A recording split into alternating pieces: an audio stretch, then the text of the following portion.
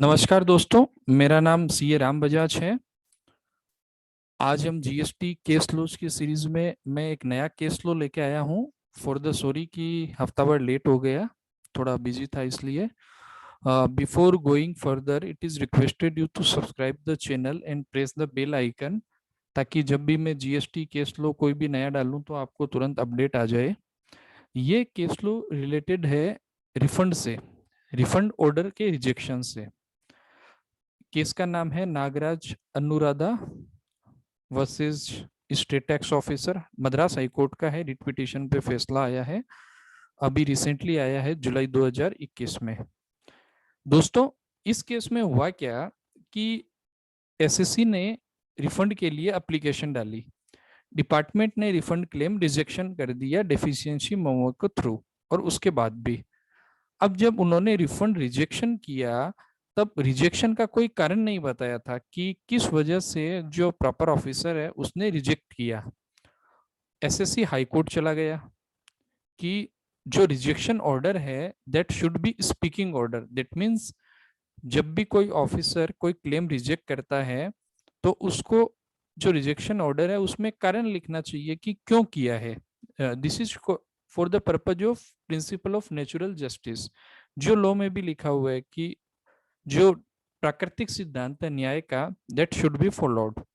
इस केस में जब वो एसएससी हाई कोर्ट गया तो उसका जो कंटेंशन था वो प्राइमरी यही था, और हाई कोर्ट ने एक फैसला दिया जो पेरा 4 में है। Moreover the impugnant owner is non-speaking. In fact, there is a column available for the reason on the basis the refund has been either accepted or rejected. However, this column is blank and no reason has been adjudicated for the rejection of request. तो high court का यही कहना था स्पष्ट कि भाई बिना reason के तुम कोई रिफंड क्लेम कैसे रिजेक्ट कर सकते हो। फॉर एग्जाम्पल, अगर एसएससी को अपील करनी हो for the rejection of refund तो उसके पास ग्राउंड क्या होगा? कॉमन सेंस की बात है। और इवन उसमें कॉलम है रिजेक्शन का कि क्या कारण है रिजेक्शन का, बट ऑफिसर ने नहीं लिखा। तो ऑनरेबल कोर्ट ने माना कि भाई ये नेचुरल जस्टिस का उल्लंघन है, और जो ऑर्डर था रिजेक्शन का उसको सेट असाइड करके उनको बोला ऑफिसर को कि भैया तुम तो एक काम करो, फ्रेश ऑर्डर पास करो, एक्सेप्ट करो रिजेक्ट करो वो तुम्हारी इच्छा है, बट तुम्हें रीजन बताना पड़ेगा अगर तुमने रिजेक्शन किया है तो।